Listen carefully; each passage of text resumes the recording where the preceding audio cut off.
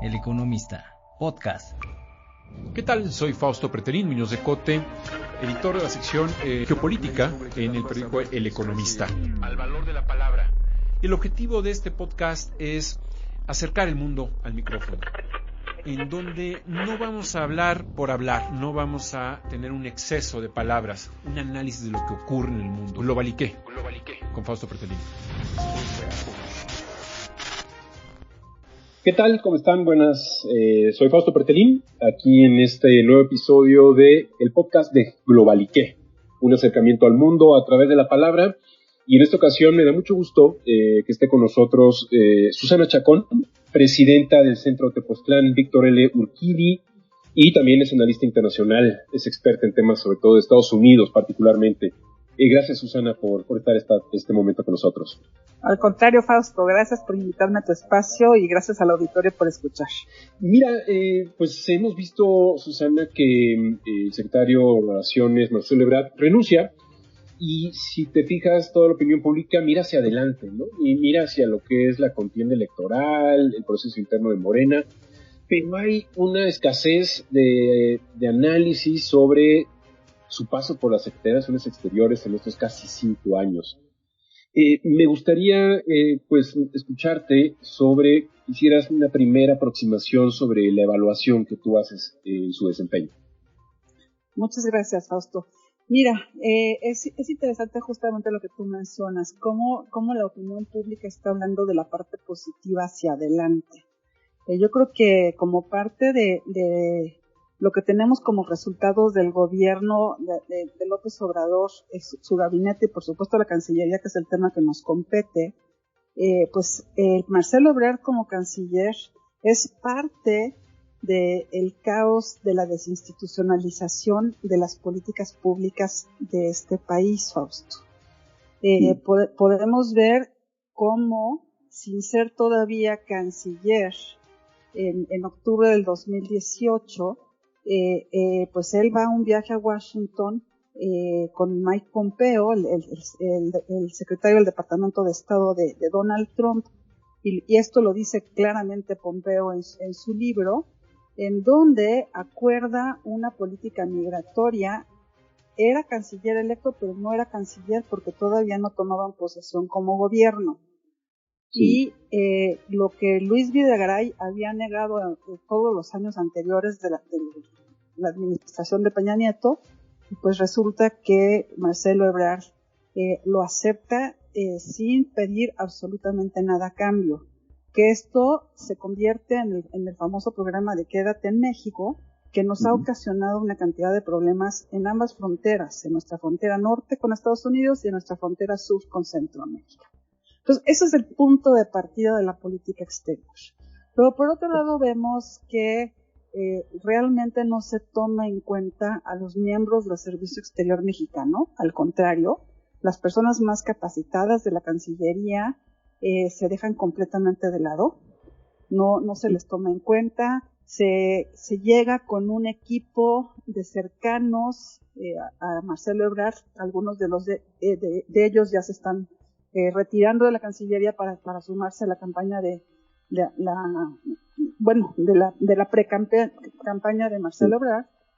Y pues aquí se hace a un lado a los miembros del Servicio Exterior, lo cual nos dice que se desinstitucionaliza la política exterior. Muchos de ellos fueron muy afectados hasta la fecha. Hay personas, por ejemplo, que tuvieron que regresar, embajadores o cónsules que tienen que regresar a México, y pues resulta que todo lo que es su equipaje, su bagaje, no llega después de 365 días o año y medio, y cuando llega pues todas sus cosas están con moho, con humedad, y por supuesto que es el patrimonio de su familia, de su casa. Entonces sí hay un maltrato bárbaro, se reducen los recursos, por supuesto, para la Cancillería, y lo más importante, Fausto, es que no hay una política exterior de Estado.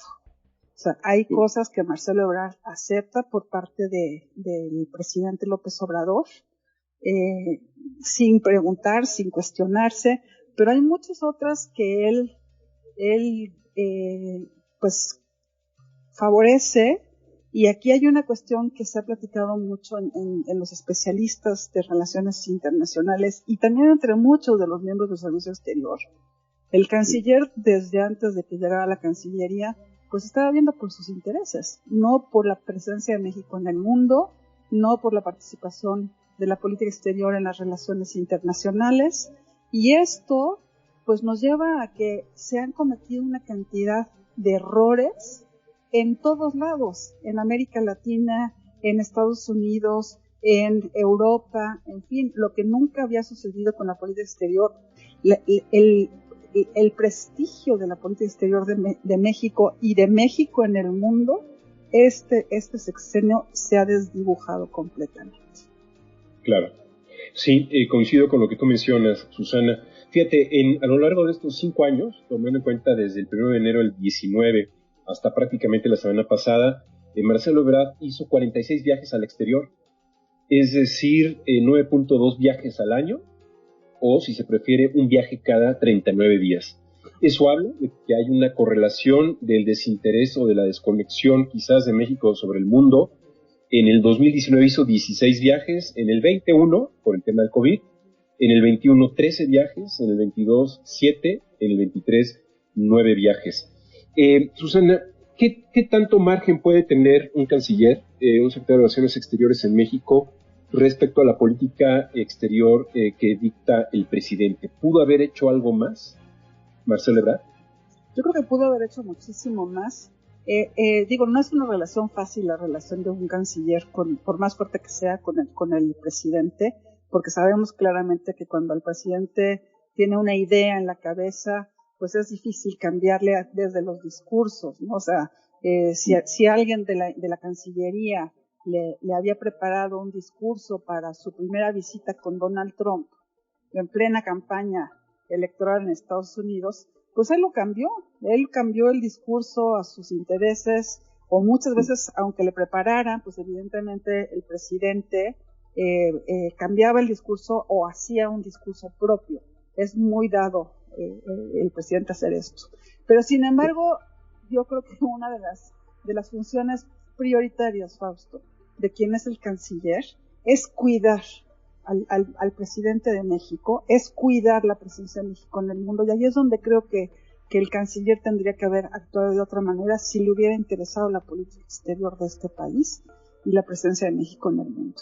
O sea, hay circunstancias como por ejemplo el caso del Perú, en donde estamos jugando a favor de el expresidente que dio un golpe de Estado, y nos estamos metiendo en política interna del país, cuando realmente tenemos principios que nos dicen que la no intervención y el no reconocimiento de los estados es parte, y además es constitucional. O sea, el presidente está violando la Constitución y el canciller no hace nada por evitar que se viole la Constitución. Pues yo creo que sí habría muchas cosas que se pudieron haber hecho.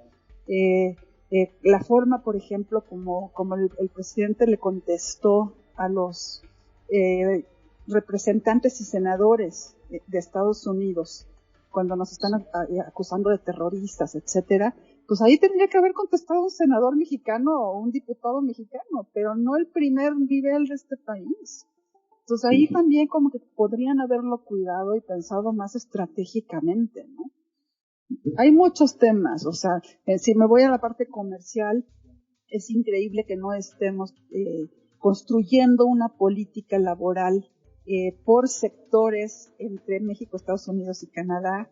¿Qué se necesita? ¿Cómo capacitamos a los mexicanos? Tenemos que armar programas de trabajo temporales, por un lado, en materia migratoria y en materia de seguridad, que son los temas más álgidos de la agenda con Estados Unidos, Fausto, y tú lo sabes bien.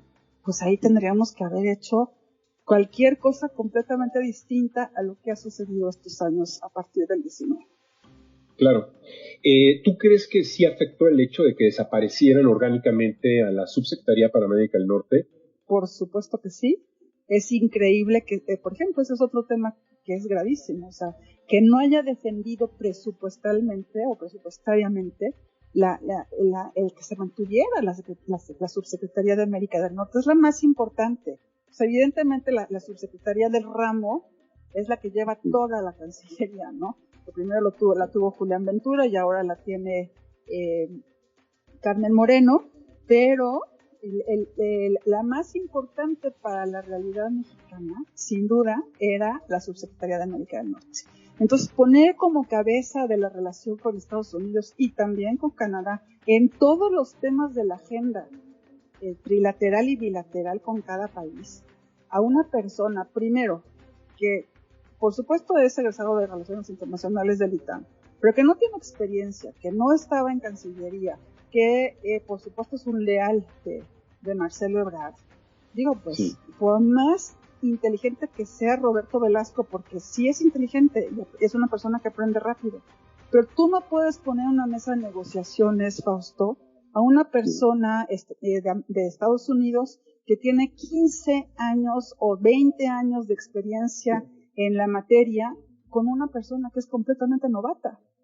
Cierto. Entonces sí, el hecho de que le hayan dejado la dirección de América del Norte como nivel de subsecretaría sin serlo nunca y sin tener el nivel, pues sí, se me hizo gravísimo. Cierto.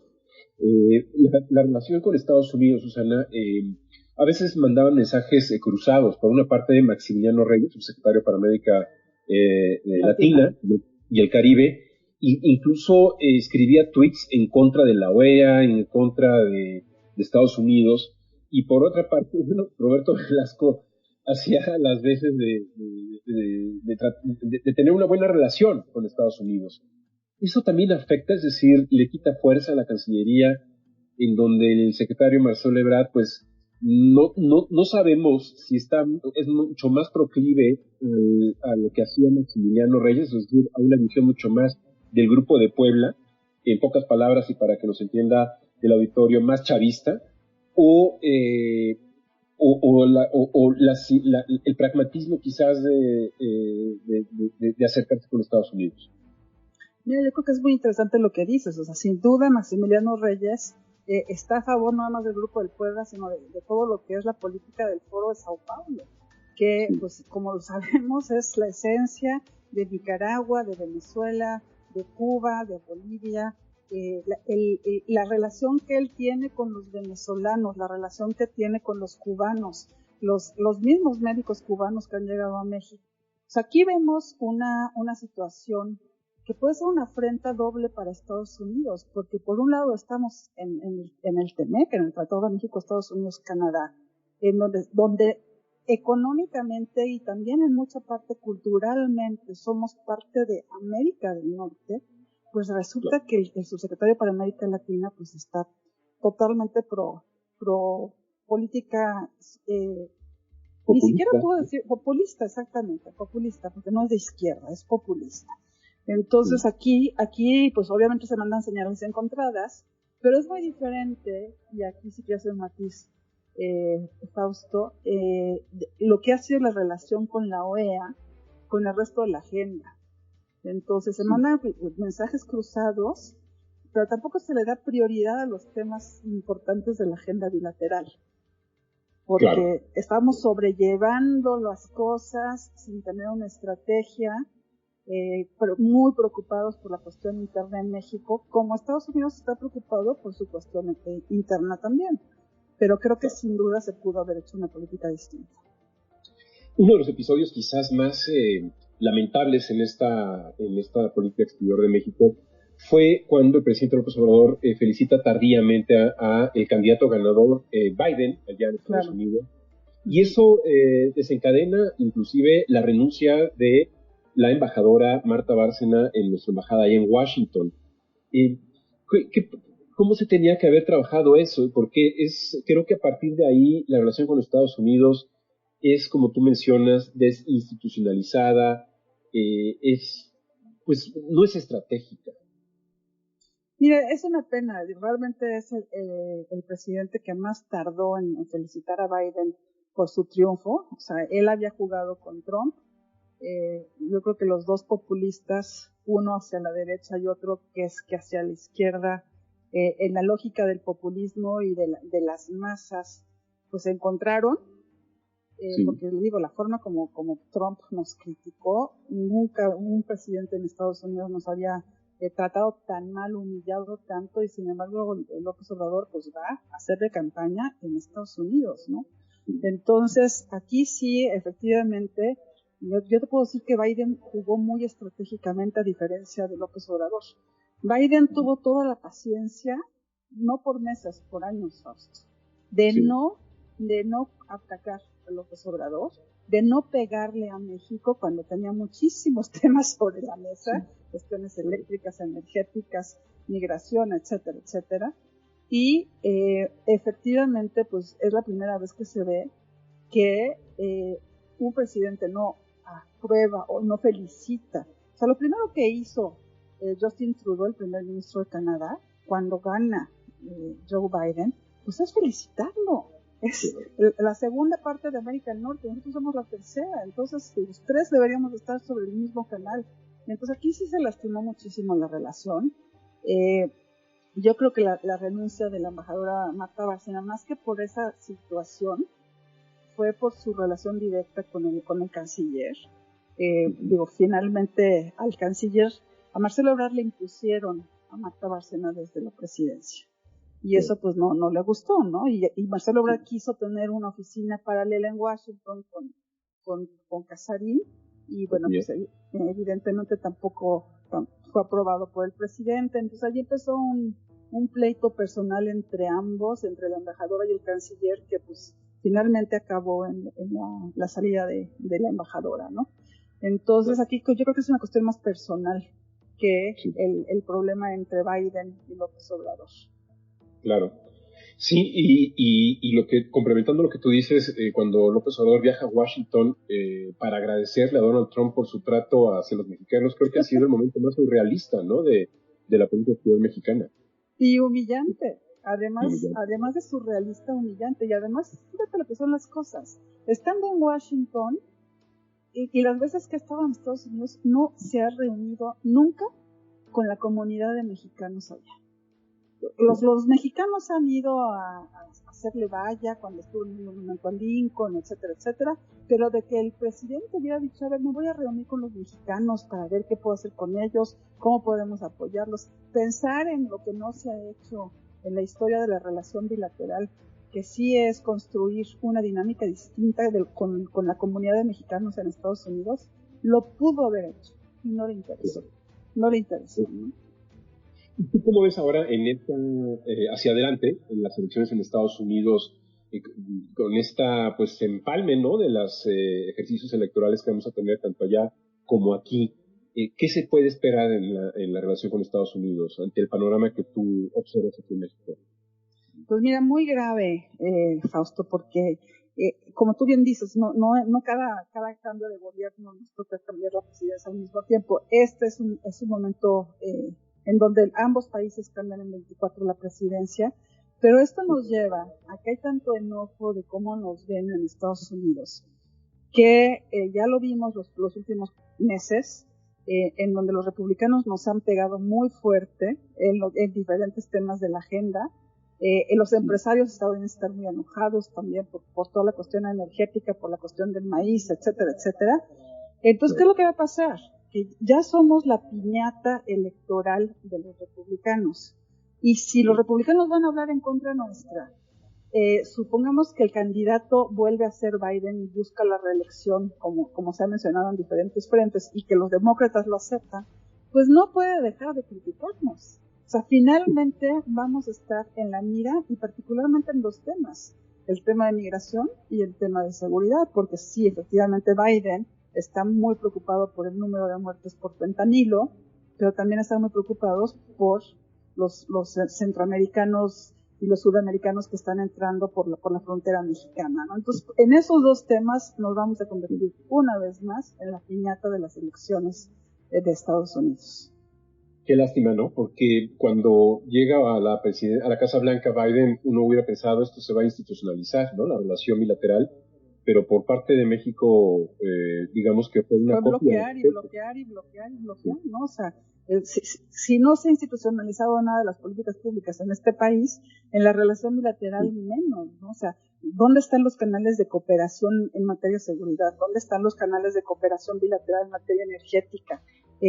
La gran oportunidad que tenemos ahorita de estar en el nearshoring, con esta la construcción de cadenas de valor, todas estas empresas que vienen de China y que se pueden instalar en México para fortalecer América del Norte, ¿no? O sea, las inversiones están viniendo, pero por estrategia geográfica, no por estrategia de política exterior. Entonces esto o sea, si ahorita tenemos, supongamos, 20% de inversiones, podríamos tener 80%. Entonces estamos desperdiciando una oportunidad que realmente es única y que podría definir el desarrollo industrial, el desarrollo social y el bienestar de este país en los próximos mínimo 25 años. Claro. De alguna forma, el presidente López Obrador pues no viajó prácticamente al exterior, no hizo promoción de inversiones, no sé quiénes defienden a los inversionistas mexicanos en el exterior. Está bien que haya ido a Chiapas, a Tabasco y demás, pero nunca lo vimos en Londres, nunca lo vimos en París, nunca lo vimos en Tokio, alentando, ¿no?, las inversiones extranjeras en México. Este trabajo lo pudo haber hecho Marcelo Ebrard, pero las cifras que te mencioné hace unos momentos habla de que también pues está muy dedicado a la parte doméstica de nuestro país, Susana. Por supuesto, su prioridad era justamente la campaña del 24, no la política exterior ni las inversiones en México. Fíjate, un ejemplo ahí muy concreto. El foro de Davos, en donde están los grandes empresarios a nivel internacional, los grandes líderes y los grandes presidentes y los grandes funcionarios. Pues por supuesto que el presidente nunca fue, y tampoco Marcelo Ebrard. La primera reunión del sexenio mandaron a Luz María de la Mora, subsecretaria de Economía, que es una gran funcionaria.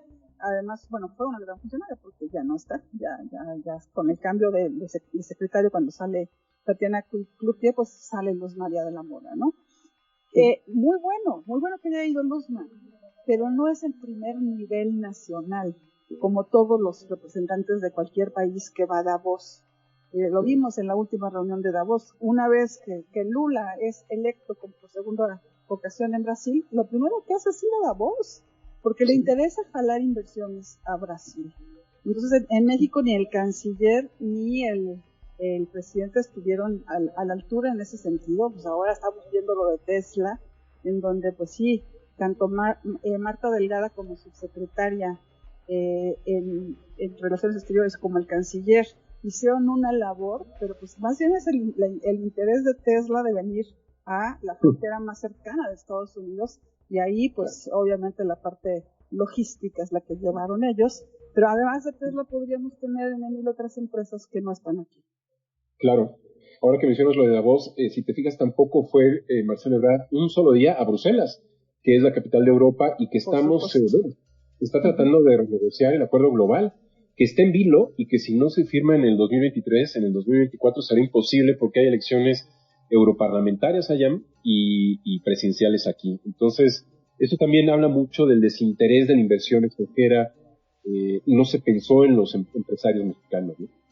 No, y además fue todo lo contrario. Fíjate que el mejor canal para haber podido firmar el tratado con Europa, pues era España, porque justamente España es la puerta de América Latina en Europa, y por muchos años fue el canal de negociación en el Parlamento Europeo y además a nivel bilateral con los diferentes países europeos, en donde apoyaron a México.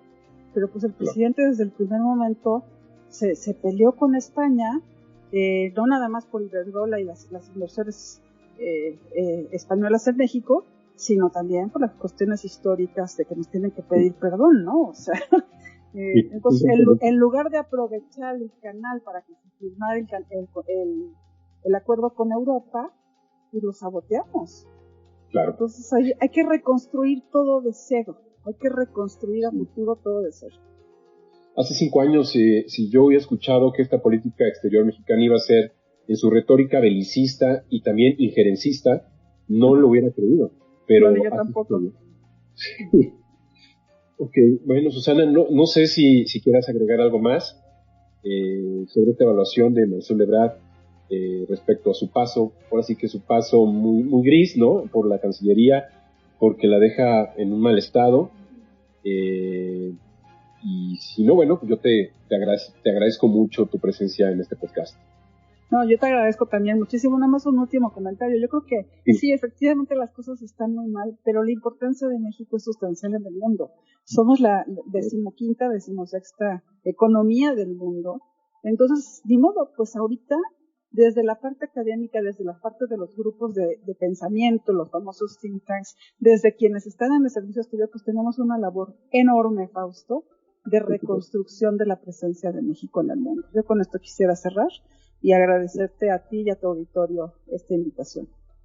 Muchas gracias, Susana. Como siempre, muy valiosos tus comentarios, toda una experta en la materia. Y bueno, hay un reto importante en los próximos 6 años de levantar, ¿no?, nuestra política exterior mexicana. Muchas gracias, Susana. Hasta pronto. Gracias a ustedes. Adiós. Hasta pronto. Continuamos en un momento. Fausto.pretelín@eleconomista.mx. Globaliqué. Bien, pues en esta ocasión tenemos como invitada a Estefanía Enaro. Ella es internacionalista, da clases en la Universidad Iberoamericana de la materia de geopolítica, conferencista y también pues está muy presente en medios de comunicación con análisis internacional. Estefanía, muy buenos días o buenas noches, la hora que los escuchas estén atentos a este podcast de geopolítica. Hola, ¿qué tal? Muy buenas tardes, días a todos. Mira, Estefanía, pues si tú te fijas en las últimas horas, cuando Marcelo Ebrard le dice adiós a la Secretaría de Relaciones Exteriores, pues prácticamente los medios de comunicación alegres por la música electoral, siempre genera expectativas, las elecciones son muy emocionales, muy emotivas, pero nadie habla del legado, nadie habla de lo que dejó, y no hablo particularmente del secretario Marcelo Ebrard, sino en general, ¿no? Es decir, siempre se voltea hacia adelante cuando un secretario renuncia para incorporarse a una campaña electoral. Creo que es importante hacerlo y, bueno, te quisiera preguntar, Estefanía, para ti, ¿qué es o cuál fue el legado de Marcelo Ebrard por la Secretaría? Creo que es importante resaltar que Marcelo Ebrard fue canciller en tiempos muy difíciles a nivel mundial. Fue el canciller de la pandemia, le toca gestionar las relaciones internacionales del país con fronteras cerradas, entrando prácticamente en un mundo virtual, además de pues tener que encontrar la manera correcta de funcionar con un hiperpresidencialismo en donde veíamos que las decisiones y los nombramientos concernientes a las embajadas pues se tomaban desde la mañanera en lugar desde la Cancillería, y en este sentido pues Marcelo Ebrard, más que canciller, comienza a tener las funciones de un vicepresidente, por así decirlo, y estuvo muy activo gestionando todo el tema de las vacunas, ¿por qué no? Y también innovando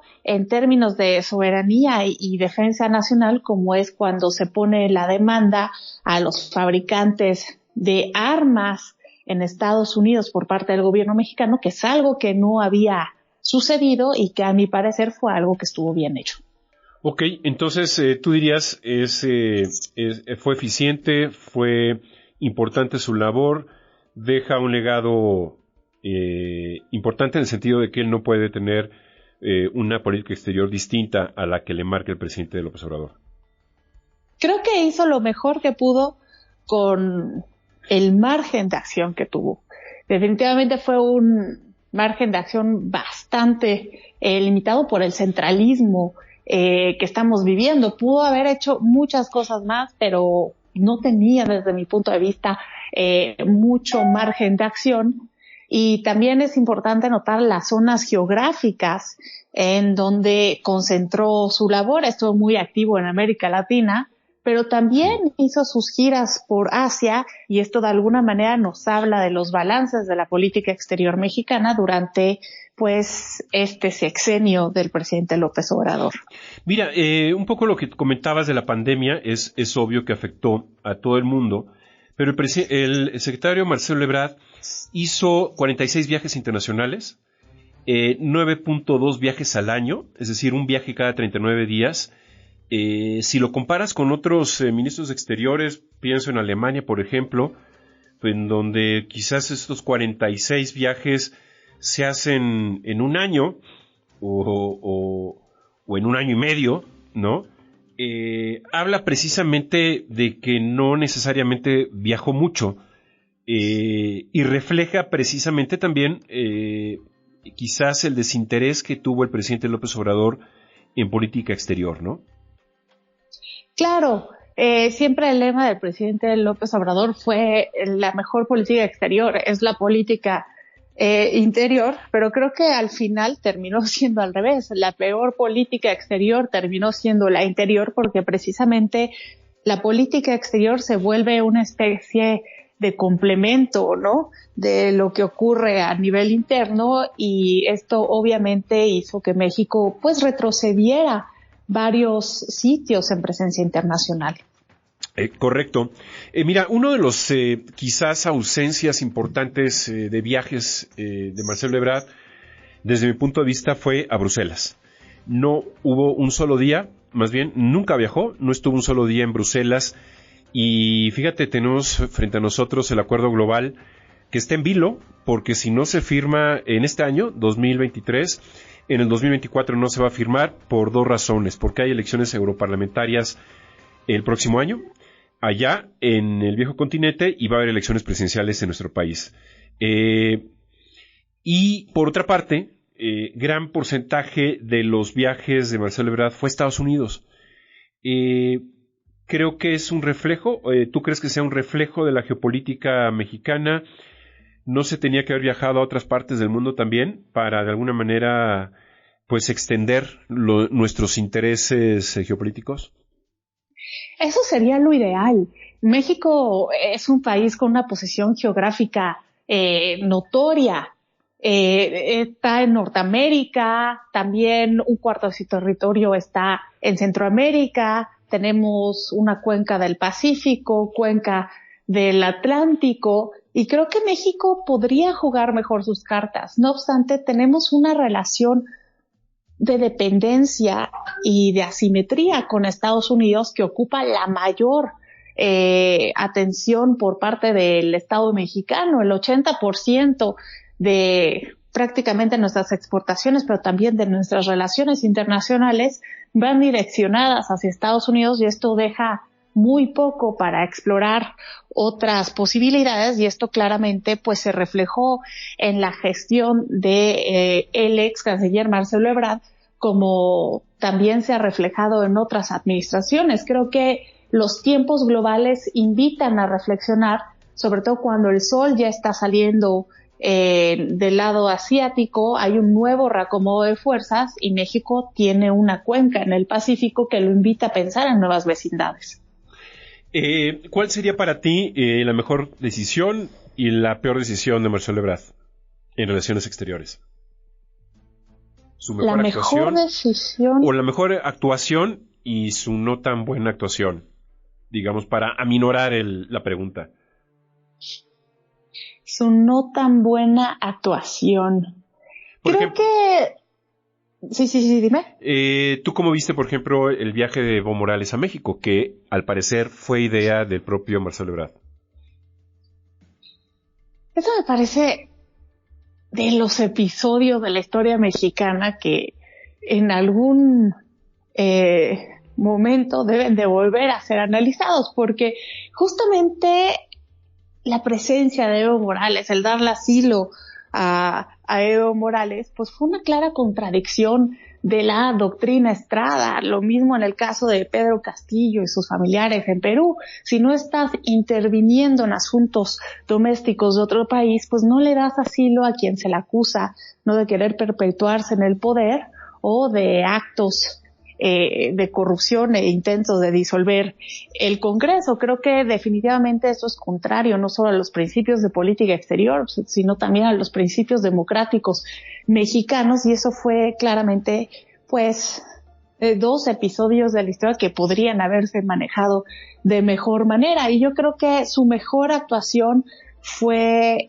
cuando pone esta denuncia en contra de los fabricantes de armas estadounidenses, porque eso era algo que no se había hecho y creo que México tiene que tomar más cartas en el asunto en resolver este problema, porque no podemos dejar todo en manos de Estados Unidos. Es importante el tema, obviamente, de las armas, recurrir a todas las herramientas para tratar de impedir, ¿no?, que lleguen a México, pero se ve difícil, ¿no?, que de alguna manera progrese este tipo de demandas allá en Estados Unidos. Claro, se ve difícil que progrese y creo que el tema difícilmente también va a progresar si no hay una mayor integración entre las policías de México, Estados Unidos y también, ahora que hablamos mucho en Norteamérica, también de la canadiense. Hay que reconocer que este tratado de libre comercio de alguna manera asienta las bases para que Norteamérica comience a ser una especie de federación que no se ha reconocido, pero que tiene ya los mecanismos ahí para que esto pueda ser puesto en marcha. Claro. Obviamente uno de los momentos importantes para él es cuando se traen las vacunas, ¿no?, a México, y sobre todo cuando hay cierta debilidad en la Secretaría de Salud, y él, es decir, Marcelo Ebrard, toma el liderazgo para pues traer lo más preciado que había en ese momento, lo más deseado, que es la ciencia y que es la vacuna contra el COVID, ¿no? Ahí se generó una imagen muy positiva de él. Claro, definitivamente, porque las vacunas en ese momento eran un asunto de vida o muerte. Ahora también hay que analizar la geopolítica detrás de las vacunas. La primera vacuna en desarrollarse a nivel mundial fue la rusa, la Sputnik. Luego también México recibió muchas vacunas del lado de China y luego ya llegaron las estadounidenses, las alemanas, y por eso en ese entonces el presidente López Obrador le agradece primero a China que a Estados Unidos, y esto claramente se dio en las gestiones de Marcelo Ebrard, que nos hablan de los intereses de las filias, las fobias y las nuevas alineaciones.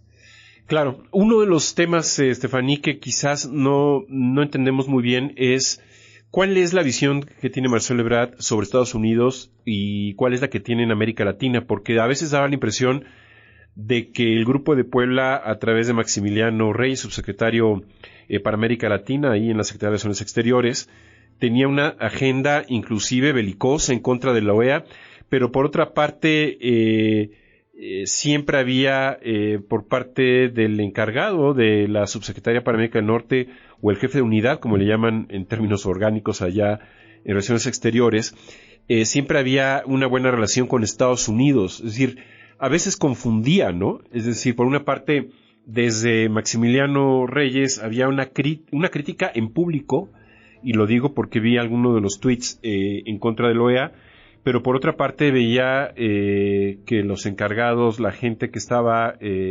negociando o acercándose con los funcionarios estadounidenses, tenían una buena relación, y como resultante Marcelo Ebrard siempre decía todo va bien, que todos apostaban en México a que iba a haber una mala relación con Estados Unidos, pero que nos habíamos equivocado. Sí, y es que justamente pueden haber muy buenas intenciones, pero al final no puedes derrotar a la geopolítica. México es una potencia cultural, eso hay que tenerlo muy claro, y esto se expande para el norte, para el centro y para el sur.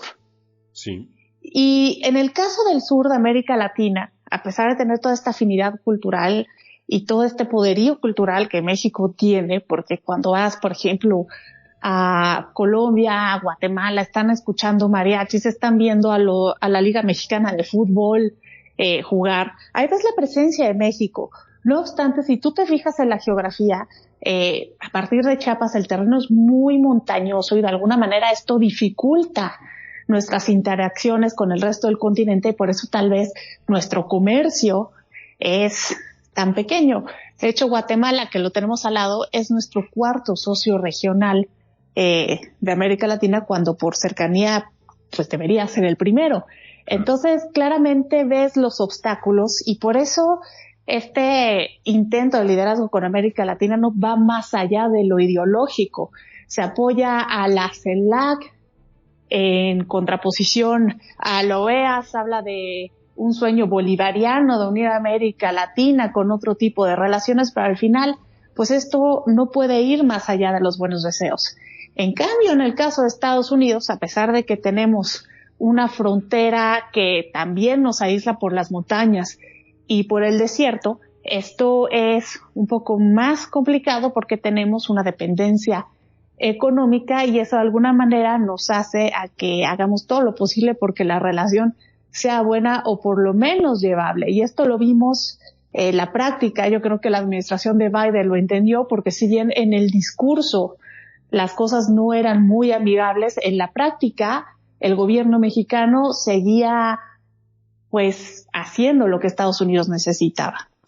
Uno de los elementos o episodios con Estados Unidos fue la tardía felicitación del presidente López Obrador a Joe Biden después de su victoria electoral, que eso generó inclusive la salida de Martha Bárcena, la renuncia, que nunca lo dijo con esa palabra, pero en realidad pues ya ni el presidente le estaba escuchando, porque ella de alguna manera pues tenía otra visión desde Washington de que era necesario felicitarlo, pero no se hizo muy tarde.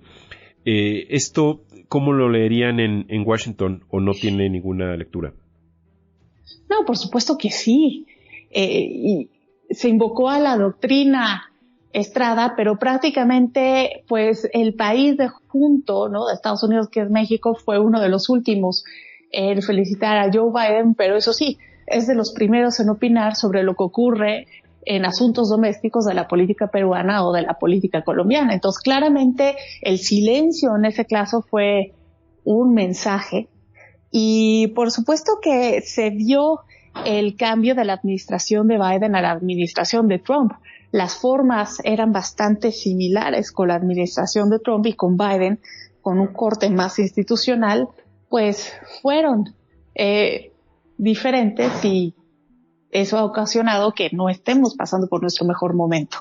Claro, inclusive ahora el presidente de México pide que no se vote por Ron DeSantis, ¿no? Le pide a los migrantes que viven allá en Estados Unidos, ¿no?, en Florida. Así es, le pide que no voten por Ron DeSantis y esta no es la primera vez. El presidente López Obrador ha dicho en repetidas veces en sus mañaneras que va a pedir que no apoyen a quien esté en contra de los mexicanos. Entonces, de alguna manera es una forma de usar esta potencia cultural que México es, que si bien tenemos límites políticos marcados en un mapa, los límites culturales no se ven reflejados de la misma manera y también el hecho de que haya mexicanos viviendo más allá de nuestras fronteras no quiere decir que dejen de ser mexicanos. Y esto es algo que no debemos perder de radar. Claro. Dejando Estados Unidos y Latinoamérica, está Europa. Con España, los 3 primeros años de gobierno de López Obrador fue un discurso belicoso por la famosa carta de perdón a los pueblos originarios. Y España es la puerta de la Unión Europea. ¿Esto no será un cobro de factura que también los europeos pues tardaron un poco en negociar el acuerdo o el acuerdo comercial con México? De alguna manera sí, podremos interpretarlo de esa manera. Y también por los problemas que empezó a haber no solo con España, sino con otros países como Francia, Holanda, Alemania, que tienen inversiones en cuestiones de energía renovable en el país y que se vieron afectados de alguna manera. Y aquí se empieza a ver dos tipos de diplomacia con Europa precisamente, porque se ve que muchos gobiernos europeos se acercaron a las administraciones locales, sobre todo de los gobiernos, ¿no?, que eran gobernados por la oposición, para poder seguir manteniendo sus acuerdos comerciales, y la diplomacia local le dio un giro a la diplomacia nacional y esto fue por este tipo de problemas que se tuvieron. Ahora también hay que verlo dentro del contexto. Cuando López Obrador de alguna manera, ¿no?, alza el pecho en contra de Estados Unidos o de España, pues esto lo hace en momentos donde ese sentimiento nacionalista mexicano que se enciende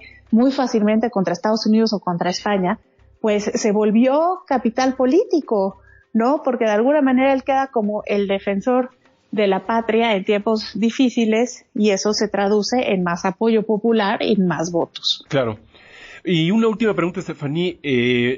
digamos que hemos dejado en los últimos minutos hablar de Marcelo Ebrard y tuvimos que hablar de López Obrador porque él es el que hace la política exterior. Desde tu punto de vista, entonces, hay muy poco margen o inexistente margen de un secretario de Relaciones Exteriores para incrementar el prestigio de la política exterior en nuestro país, es decir, 100% depende de López Obrador. En el tiempo que Marcelo Ebrard estuvo al frente de la Cancillería, así se vio. Yo siempre lo dije que teníamos un canciller con muy buenas tablas, pero pues muy desaprovechado, porque de alguna manera, en lugar de ser, si fuera un partido de fútbol, en lugar de haber sido delantero, pues tenía que hacerla también de portero para parar los autogoles del presidente. Entonces, claramente, pues el contexto no le dio mucho margen de acción. Muy buen símil. Yo creo que por eso, bueno, pues ha logrado la precandidatura a la presidencia, porque en relaciones, digamos que la política exterior, desde mi punto de vista, pues ha sido degradada en los últimos 4 años y medio, 5 años. Ahora México es un país peor visto en el mundo que antes, que hace 5 años, precisamente por este discurso belicista exterior de López Obrador. Creo que con España fue muy, muy, muy duro, con Estados Unidos ambivalente, pragmático, pero el discurso, es decir, lo que decía en Palacio Nacional, era lo que de alguna manera pues se registraba, al menos en la opinión pública. Muy bien, Estefaní, no sé si quieres agregar algo. Pues creo que es importante leer el momento en que se está dando esta candidatura a nivel internacional. Sí vienen elecciones en México y Estados Unidos al mismo tiempo en el 2024, en donde parece ser que Marcelo Ebrard ahora sí se va a inventar, porque anteriormente, por ahí del 2006, también sonó mucho para la presidencia, pero decidió hacerse un paso atrás para darle esta oportunidad a López Obrador, y de ahí viene esa relación tan sólida que tienen. Ahora, muchos dicen que pues no es la corcholata de López Obrador, porque podría ser alguien que no seguiría al pie de la letra sus instrucciones y que por eso se inclina hacia otro lado.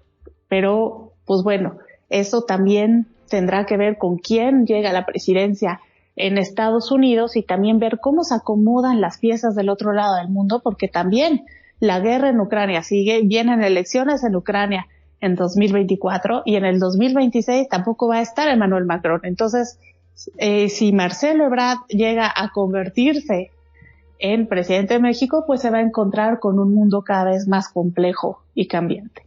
Así es, Estefaní. Ya platicaremos al respecto. A ver quién será el próximo presidente o presidenta, y también el área de relaciones exteriores, que es importantísima y que ha sido abandonada en los últimos años. Te agradezco mucho platicar con nosotros aquí en el podcast de Geopolítica del periódico El Economista. Estefaní, te mando un abrazo.